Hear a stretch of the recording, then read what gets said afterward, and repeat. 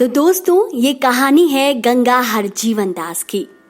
16 साल की गंगा हरजीवन दास गुजरात के काठियावाड़ की एक लड़की थी।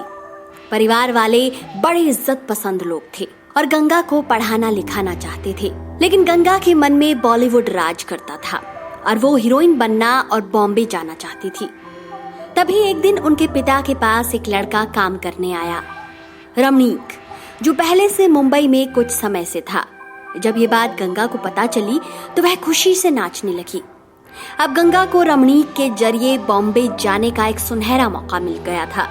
गंगा ने रमणीक से दोस्ती की और दोस्ती कुछ समय बाद प्यार में बदल गई। इसके बाद गंगा और रमणीक ने भागकर शादी कर ली। इन्होंने मंदिर में शादी की, जिसके बाद गंगा अपना कुछ सामान और माँ के गहने उठाकर रमणीक के साथ चली गई। ये दोनों मुंबई पहुंचे। कुछ दिन साथ में गुजारने के बाद रमणीक ने गंगा से कहा, जब तक मैं हमारे रहने की जगह नहीं ढूंढ लेता तुम मेरी मौसी के पास रुको। गंगा रमणीक की बात मानकर मौसी के साथ टैक्सी में बैठकर चली गई। लेकिन गंगा ये नहीं जानती थी कि उसके पति ने गंगा को 1000 रुपए में बेच दिया है। मौसी गंगा को कमाठीपुरा लेकर पहुंचती है, जो बॉम्बे का मशहूर रेड लाइट एरिया था।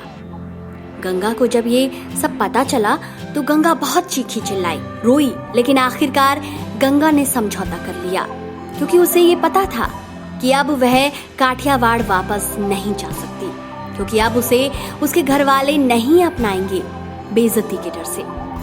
गंगा ने विरोध छोड़ दिया और वहीं वैश्यालय में रहना शुरू कर दिया। गंगा हरजीवन दास काठियावाड़ी अब गंगू बन चुकी थी और गंगू के चर्चे दूर दूर तक होने लगे। लोग जब भी कमाठीपुरा आते तो गंगू को जरूर पूछते थे। एक दिन शौकत खान नाम का पठान कमाठीपुरा में आया। आने के बाद वह सीधे गंगू के पास गया और उसे बेरहमी से नोचा, घसीटा और बिना पैसे दिए चला गया। पर ऐसा दूसरी बार भी हुआ। इस बार गंगू की इतनी बुरी हालत हुई कि उसे अस्पताल में भर्ती करवाना पड़ा। इसके बाद गंगू ने अपने मन में ठान लिया कि वो इस आदमी को सजा देगी। जानकारी जुटाने के बाद पता चला कि उस आदमी का नाम शौकत खान है और वह मशहूर डॉन रहीम लाला के लिए काम करता है।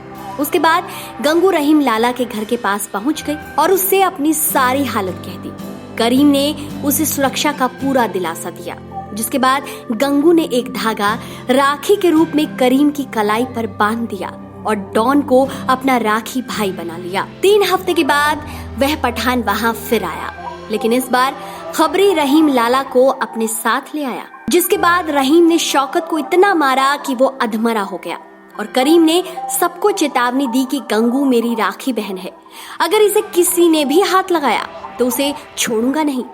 इसके बाद कमाठीपुरा में गंगू की धाक जम गई और वह जिस घर में रहती थी वहां घरवाली का चुनाव हुआ। गंगू ने पहले घरवाली पद को हासिल किया और बाद में वह बड़े घरवाली बनी।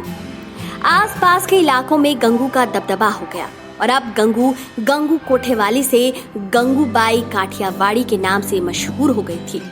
गंगू कभी किसी भी लड़की को बिना उनकी मर्जी के वैश्यालय में नहीं रखती थी। जो छोड़ के जाना चाहती थी वह उन्हें जाने देती थी। वह वैश्यावृत्ति में धकेली गई लड़कियों के हक के लिए लड़ाई लड़ती, उनके समान अधिकारों की वकालत करती।